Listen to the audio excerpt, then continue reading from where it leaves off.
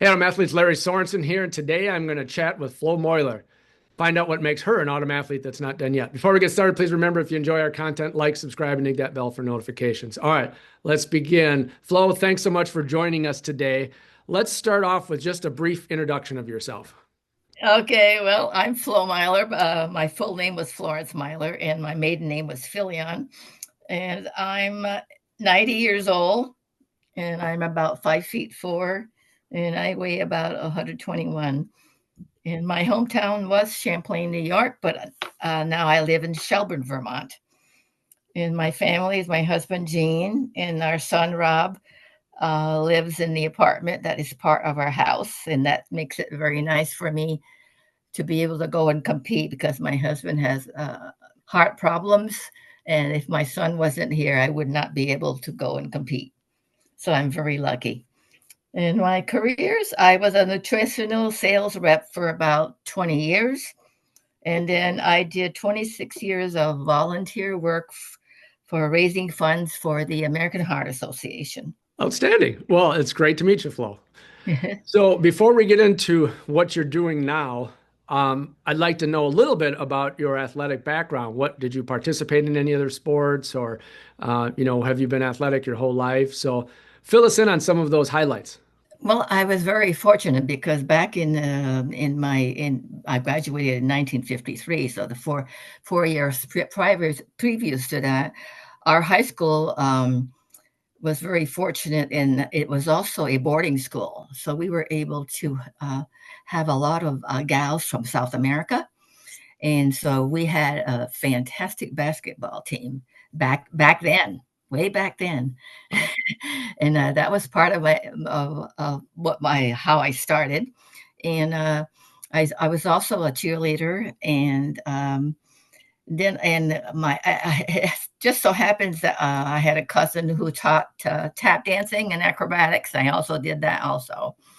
And then as soon as I graduated from high school, it just so happens my dad passed away a month before I graduated, so that was devastating for me because I was so close. I was like another boy instead of a girl. I did the boy chores. That's what I'm trying to say. Sure. And so as soon as I graduated, I started competing in water ski competition. I did competitive water skiing, and then I also was part of the Nor Aqua Ski Club, which we put on ski shows, and I even did the pyramid. I had the gal, so the three of us did the pyramid. So I started pretty young doing all these different things. So, did you continue on with some sort of athletics into maybe your 30s, 40s, 50s before you got involved with masters? I met my husband when he was a B-47 pilot at Plattsburgh Air Force Base. And believe it or not, he had never water skied. So I taught him how to water ski. And then he was transferred and he became a B-52 bomber pilot. So we were stationed in Orlando, Florida for 2.5 years. And he and I joined the Winter Park Ski Club, and we did some competitive water skiing there for several years before we came to Vermont. So, when did you get involved with masters track and field? How did that happen? Back in 1959, I was competing in tennis with my husband, mixed doubles tennis. And my former track coach and best friend, Barbara Jordan, came up to me and she said, Flo, we're desperate for track people. I would like you to come and try the long jump when you're finished with your tennis. And I looked at her very strangely. I said, yeah, I'm 60 years old and you're asking me to come and do the long jump. You're kidding. She says, no, no, I think you'd be very good at it.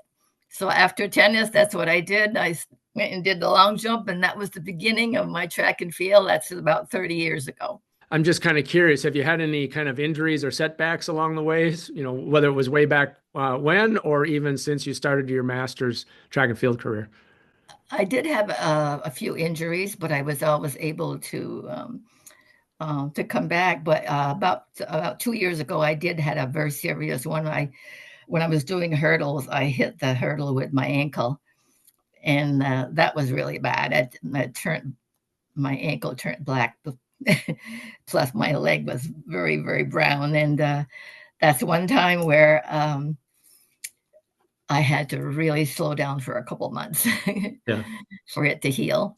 So did you have to do anything other than just rest and recovery, or No, I just had to be, I did my other things, my throwing events I could still do, okay. but I could not do any running. Tell us a little bit about, how many records you have, what the records are in, maybe some of your highlights of your events or times or throws, whatever. Just kind of give us a little bit of a highlighted laundry list of your accomplishments. I was reading an old note here back in 129:18, and I titled my presentation "Never Too Late." That's my favorite title is "Never Too Late," and because I mentioned that here I am at 60 years old and I'm taking on a new sport, and but I was very fortunate to have Barbara Jordan. She was a fantastic coach, but a competitor. We both competed against each other. So, and then we had a retired coach from the University of Vermont who coached us for over 15 years, and he was really tough. He was an old Marine guy, and he really made us work very hard. He had a goal, and he gave us a sheet, and he says, "This is what you do." And so that's why her and I did so well in competition. But 10 years ago, she had breast cancer and she passed away. So that's when that was very difficult for me. But she's the one that made me a star. So she inspired you, and then obviously that worked because again, you've had some great accomplishments. So fill us in. Tell us what are your events and what are your records and victories and Oh, things. I'm looking here, by then. I think I have over 1,500 medals, Yeah. and they do accumulate fast when you do 8 events at at one meet. So they do accumulate quite fast, and I've been so fortunate that I have been able that the good Lord has given me my health to be able to do all these events. It's You got 42 world records. my husband got in the he's in the back in the bedroom. He says, I got 42 world records. There we go. Okay. But he I have like 14 albums down here that he put together for me since Nice. I started track. So So you I mentioned multiple events. So for my audience, so they know you do all these events, but you really do them under the umbrella of the pentathlon, correct? right. Well, I do the pentathlon, which is 5 events right there. Yeah. Like the first day that I did the pentathlon, I did a world record in the high jump in the pentathlon. So my first day, I was really, really happy. And then I did a world record also in the 60-meter hurdles, in the triple jump, and also the pole vault. Now, I'm 90 years old and I'm doing pole vault. I'm the oldest pole vaulter in the world. That's really great. And I It think there is. is a gentleman that's 85. I'm not sure. Now, all these world records just took place at the World Championships, correct? Yes, but I've done other world records before that. Sure. And we kind of want to know how you do it because we all want to be 90 years old and have as much fun as you're having. So let's start out with your training.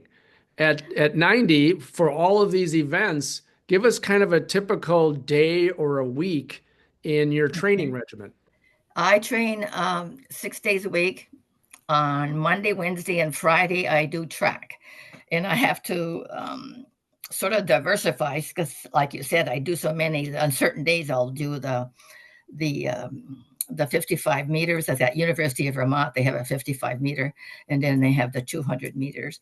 So one day I'll emphasize the running events. Another day I'll emphasize the throwing events. Another day I'll do pole vault. And then on Saturday, we live right on Lake Champlain here. It's very, very beautiful, and we have a bike path right near about 2 miles from here. And on Saturday, I go and do and jog and run for 3 miles on Saturday. Oh, And then on Tuesday and Thursdays, I do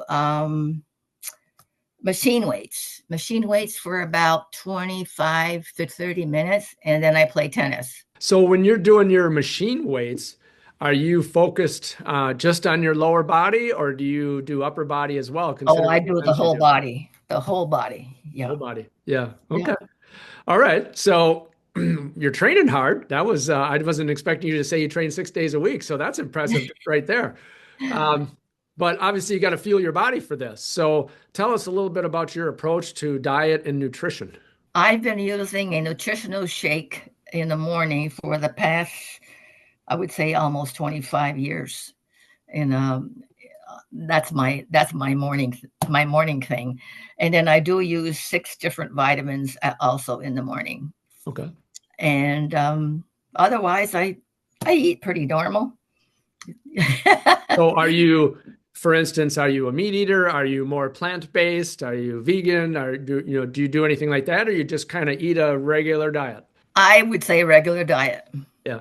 I cheat. I cheat. I was going to say, do you have any cheat meals or desserts or things? What's your cheat when you go for Oh, I do like the fish fillets at McDonald's.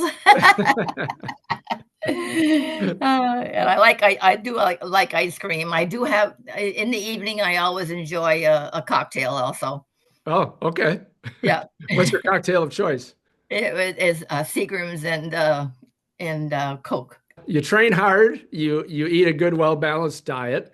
How about rest and recovery, both from a sleep perspective and then even like maybe during your workouts, how do you incorporate rest in there? Well, since I've turned 90, I get a little tired, and I get home and have lunch, and I have to say I need an hour and a half nap Okay. after I have my lunch. I do get tired much sooner than when I was 75. Are you a 8 hours a night kind of person for sleep? No, I need a full 10 hours. Okay. Okay. Yeah. Well, I'm sure you've been asked this question hundreds and hundreds of times. I'm going to ask you again. So, what at your age, what motivates you to drive hard and keep pushing like you are? Well, if I didn't succeed like I've been succeeding, I don't think I would be motivated. But since I'm so pleased with what I did in Gainesville, I think it's time for me to continue. Okay. As long as I possibly can, like as long as the good Lord gives me my health and my talent, why not continue? You've lived a long life. If you could go back in time and maybe make an adjustment in regards to your health and athletics, would you have done anything a little bit differently? Gee, I don't think so. I've been so fortunate with everything that I've done, and so fortunate to meet my husband that love sports too, and he was a great basketball player. And of course, like I said, I taught him how to water ski, and I almost killed him on the snow at Whiteface Mountain because he had never skied before. And then we both love ballroom dancing, Oh, and it's just 2 years ago that we had to stop. We got involved in ballroom dancing, and he was a night person and I was a morning person. So at night he got all the videos of every single dance there was, and he would study the dance steps at night, and then the next day he would teach me. oh yeah. So Nice. we love ballroom dancing. If you could bottle your secret sauce to health and fitness, what would the ingredients to that recipe be? I would say anyone should try to have a part like another person train with them, Yeah. because training alone is not fun, and training with Barb was fantastic. It was a wonderful experience. So, what would you say is the best part about Masters Athletics track and field? Well, I was very excited about the Worlds. I mean, it's not every day that you come to this meet, but where there's over what 2,000 people over there, and from over 90 countries. It's really really invigorating to meet all these people, and that you're not the only one doing track. You got all these people from all around the world, and you wouldn't believe how many people came up to me and said, May I have a picture? You are such an inspiration. So I had several pictures that I said, make sure you give me your name and your email. And so I have quite a stack here that I'm going to have a nice little album of all these people that I met at the Worlds. I'm going to ask you a couple of questions just to kind of get to know a little bit more about you, just some fun stuff. So if you're going to just have some downtime, would you go for just maybe music, read a book, or listen to a podcast? I love watching tennis on Okay, TV. there you go.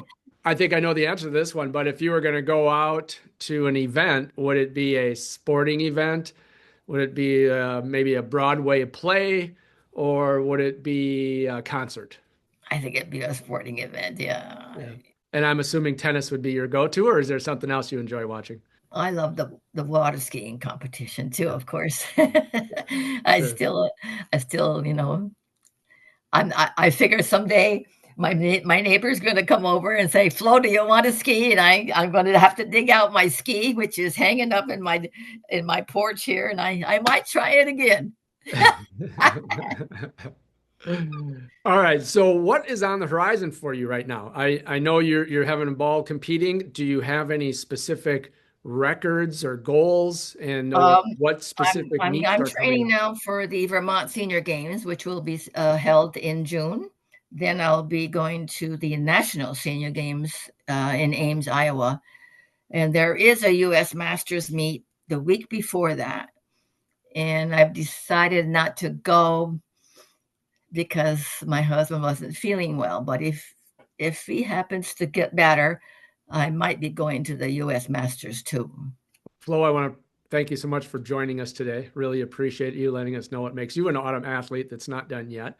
I'd like to wrap up here by just giving you the floor to give our audience some final thoughts and comments. I just have to mention that I am so fortunate that I met Barbara Jordan, my former best friend and coach, because we both liked track and field so much, and she saw that I could do these things, and a lot of times we would challenge each other, but we were always the best friends, and I've enjoyed this. I really enjoy track and field, and I think the good Lord has been good to me, and I will continue doing this track and field as long as He gives me my health and my talent. And what's your favorite phrase you say? Never too late. There you go, folks. Great advice from Flo Meiler. She is definitely an autumn athlete that's not done yet. Remember, keep moving, set your own goals, and train hard to achieve them. Thanks so much for watching, and we will see you next time.